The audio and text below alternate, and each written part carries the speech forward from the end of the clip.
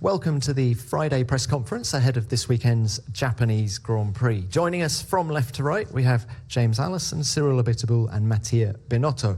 Cyril, if we could start with you, please. There's been a lot of speculation regarding the future of Martin Bukovski. Now, you have announced today that he's joining Renault. Could you just elaborate a little bit on what he's going to be doing for the team and indeed how you came to get hold of him in the first place? Well, indeed, as you say, I think the speculation and the rumor is part of the explanation as to why we decided to make it official. We didn't feel that it was good actually to have any sort of ambiguity for any of the parties that is involved, because it's clear that, and we appreciate that it's a sensitive topic for lots of parties, but it was important, I think, to present our side of the story. Marcin is coming in a non-technical capacity. He's coming in a senior position into the team. I think it's a great career development for him. It's something that he's doing because it makes sense in his career. And as far as we're concerned, since we came back, I mean, we are still building our team, building our structure.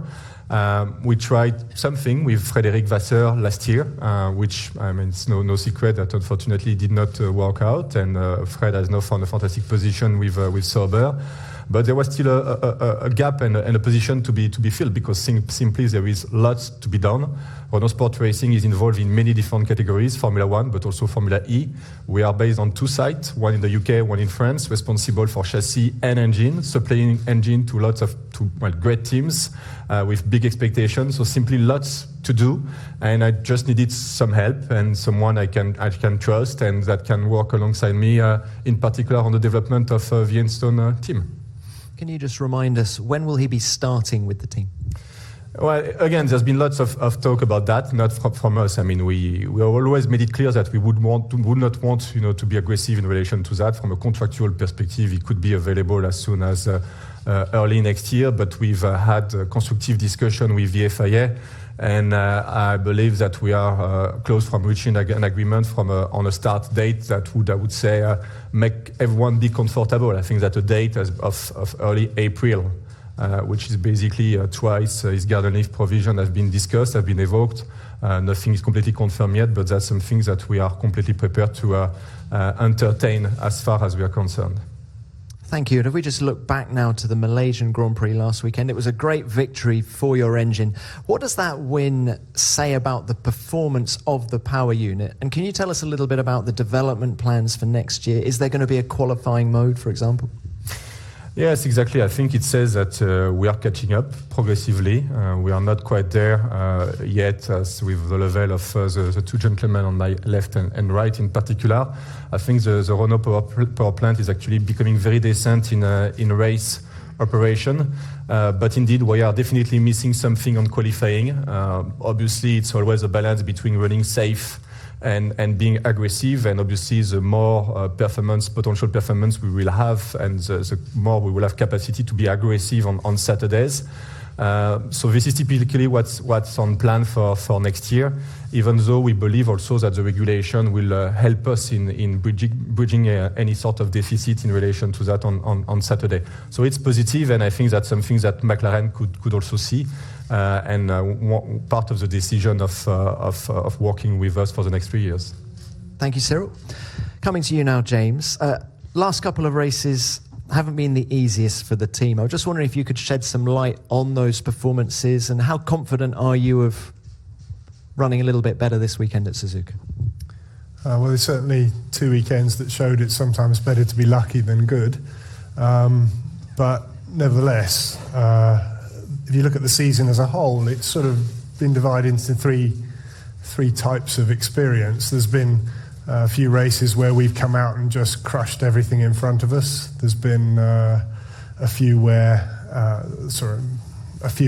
we've had the other end of that deal, where we've definitely come off second best, and then a whole lot in the middle where it's been pretty much a 50-50 slugging match. And the last 2 were in the category where we got beaten for pace. We're hopeful from what we've seen so far this weekend that this one will not fall in that category, and that we'll be putting up a decent fight of it. And I suspect it will fall into the slugging match category that most of this season has been so thrilling to be part of for. Well, where's the focus at the factory at the moment? I mean, the Constructors' Championship looks pretty nailed on. So are you allowing yourselves the luxury of focusing on next year back in Brackley? Well, I wouldn't agree with you about the nailing business, but the truth of it is that every single team, every single year, faces the dilemma about how they ramp down their efforts on the car that races and how they ramp up their efforts on the car that will race next year. Every single one of us, the teams that is, will already be transferring a substantial amount of their resource onto next year's car because they couldn't fail but to do that. But there is still an amount of residual effort, still actually more than residual effort, going into this one to make sure that the developments keep coming until later in the season. So that's what's happening. Okay, thank you, James. Mattia, thank you for waiting. Coming to you now. I mean, we've heard about the slugging match that James has just referred to there. I mean, the last few races for Ferrari, I guess, have been something of what if. And I'm just wondering, with reference to Malaysia in particular, if you could shed any light on the reliability problems you had there and how confident you are of having solved those coming into the Japanese Grand Prix. You can never be fully confident of having solved the problems you got. It's true that the problem we had were completely unexpected. It's problems that we didn't experience both at the dyno or at the racetrack during the entire season. There were some quality issues with the parts. We failed an inlet manifold of the engine from the compressor to the cylinder heads. And it happened twice because we had the same problem, both Sebastian qualifying and Kim in the race. Obviously, it happened twice in Malaysia, an entire season, so certainly some boundary conditions have affected the overall, reliability in these occasions, something that we are analyzing. Because in parallel, we reinforce the components, but something on which we need still to better understand. The last couple of races, we haven't been able to see what your cars have been capable of, but fastest this morning in first practice here at Suzuka. Just how do you assess the pecking order now in Formula One? Do you think you have the fastest car? I think that qualifying is the best way somehow to evaluate it. And we had the pole in Singapore, true, but we were not on pole in Malaysia. So I think that we progressed through the season. I think that for us, battling for the pole or being on pole was more difficult at the start of the season compared to today. So I think that overall our package has improved, but it's never enough. And being fast is not sufficient. What's count is finally winning the race. Okay, thank you to all three of you. Let's open this up to the floor now. Please remember to give your name and publication. Who's got the first question? Dieter Enken, Racing Lines.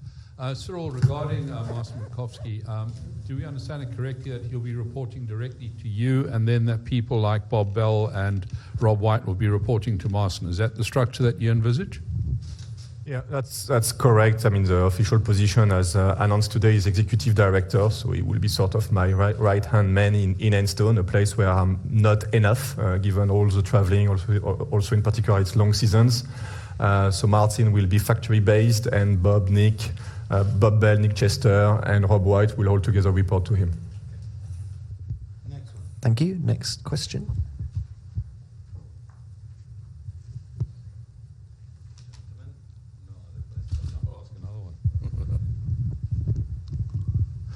Mattia, Dieter Enken, Racing Lines. Mattia, Sergio Marchionne was quoted on Monday as saying that it was unacceptable what had happened in the previous two races and that changes would have to be made. When this was put to Sebastian yesterday, he said, well, he thought that there were some changes coming, but they had nothing to do with that. Could you elaborate on that? What sort of changes are envisaged that if a driver seems to know about them, that they must have been announced internally already?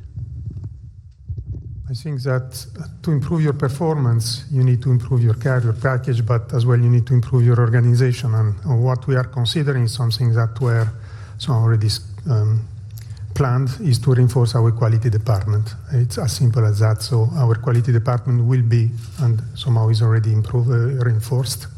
And that's the change of organizations that our chairman was meaning. Thank you. Next question. Do we have any more Jens Nagler, Bild. Question to James Allison. Lewis referred to the car as a bit like him, great potential, but doesn't always do what it has to do. Is the car kind of a diva, or is it in the end understandable what it does? Well, it is difficult, but it doesn't disobey the laws of physics. So, it is clearly understandable, but that doesn't mean it's easy to always get the very best from it. And it's been a challenge this year to achieve the results that we have with it, but nevertheless we've achieved some pretty decent outcomes with it. So it's not been a bad machine for us. However, we would like a car that is easier to throw at the racetrack and easier to guarantee that every time we come racing we get every last little bit from it. And such changes as we've been able to make this year, we have. And we hope that next year we make something with a slightly sweeter temperament. Thank you. Next question, please. Dan Knudsen, Auto Action and Speed Sport. To all three of you, going into this year, there was a lot of unknowns, so it's difficult to design the cars. Going into next year with all the new information, is it going to be easier to design them, or even harder because you have so much more information about the new regulations? Who'd like to start that? Mattia, perhaps. F1 is always a challenge, right? Because it's about the challenge. So I think that the difficulty is always there, whatever you're facing. We face a certain difficulty because new regulations. Now we'll face a different difficulties because we need anyhow to improve our car. So I don't think that there is anyway a moment where you can relax. And the difficulty is simply that one. So it's true that there will be a continuity in regulation. It's also true that we need to improve as much as we can. Thank you. Cyril, anything to add?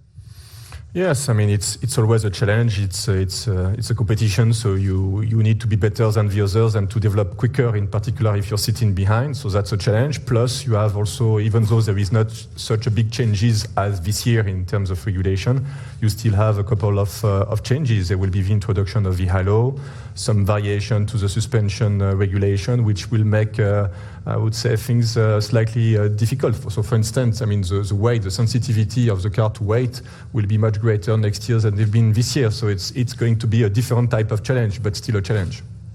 And James, you've already touched on next year, but anything to add? I think I'd just say that while last year was more of a blank sheet of paper and therefore you had more design choices to make, that was true for everybody. And we go, all of us, all the teams, into next year with a lot more information about how these cars behaved and therefore with clearer ideas about what we would like to do for the next season. But that's true for everybody, and therefore everyone will be better guided, and the overall level of difficulty in making sure you're the quickest will remain the same, because the new challenge, which will be of refining your current weapon, will be the same for everyone. Thank you. Let's go on to the next question. Dieter Renken, Racing Lines. Cyril, returning to the Marcin Markowski question, could you elaborate, just for the avoidance of any doubt, could you elaborate please on whether he resigned because you'd recruited him or whether you recruited him because he'd resigned from the governing body? I don't want to enter into, and I don't feel we have any obligation to disclose, that type of process, which is an individual process. I mean, you may have recruited in your career some person, so it's always, an opportunity which is coming from both ways. I think there was some feelings that Marcin wanted to do a career progression, moving also away from a pure technical role in which he is currently, from something which is a wider management responsibility, which is something that we had on offer. So it's as always, when the demand and offer is meeting somewhere, and that has simply happened in the last couple of weeks, and some things that we have now made clear. Thank you. Next question, please. Jens Nagler, Bild. Question to Monsieur Abiteboul. The Budkowski deal, did you understand the discussion coming up about the deal, or do you say, okay, now everybody had a chance to make an approach to him? So I'm not totally sure of the question, but I mean, if the question is whether we wanted to be extremely aggressive on notice period on gardening leave provision, is that correct? Can you understand that some of your competitors said, okay, it's not correct? No, well, first it's words that have been reported. I'm not sure that everyone is actually thinking that, poaching people is unfortunately a part of Formula One, is also part of why Formula One is competitive and you have a level playing field and you have an interesting, show and races. We always talk about the distortion created by disparity of resources, but you also need to have some freedom of people within the organization such that the racing is interesting.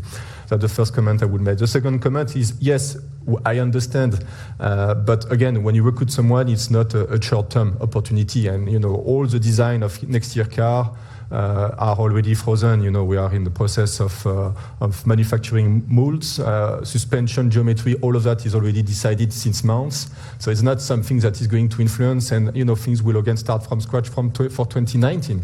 So I think that in particular, we don't want to use them, and I'm talking under their control. But those gentlemen on my left and right will know that there is a limited influence that someone like that can make to a car, and because of the obsolescence of information in Formula One, it's not going to make a huge difference. We are taking that person because he has the skills, he has the experience of Formula One that is required for our program and for our project, which is to become a top team by 2020. Full stop. It's not for what he knows today.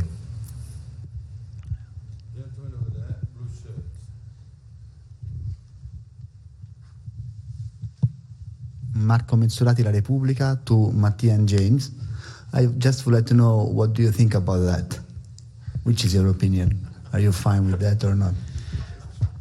James, perhaps you could start. The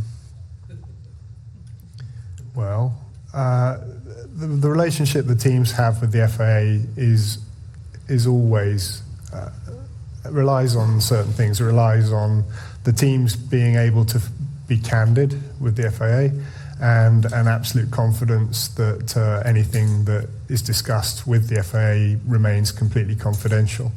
And those things have always been true about the relationship we have with the FAA and always will be.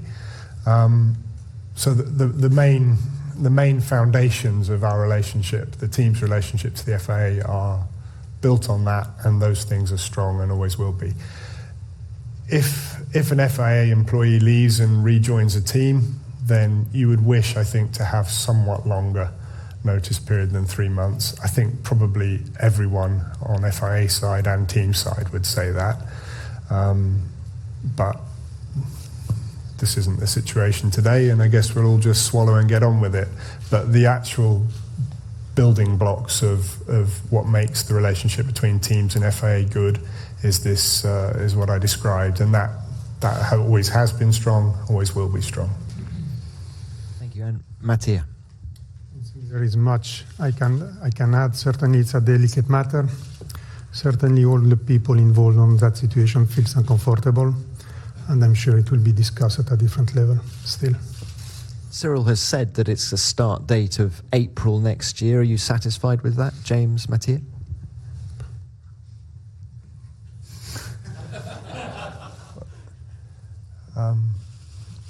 Well, it is whatever it contractually is, so there's not much point in talking about it. Let's move on to the next question. Who's got the next question, please?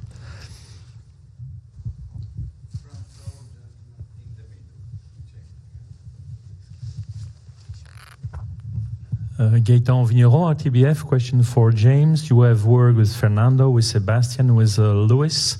If you had to point a big difference between them, or who was the most impressive one for you?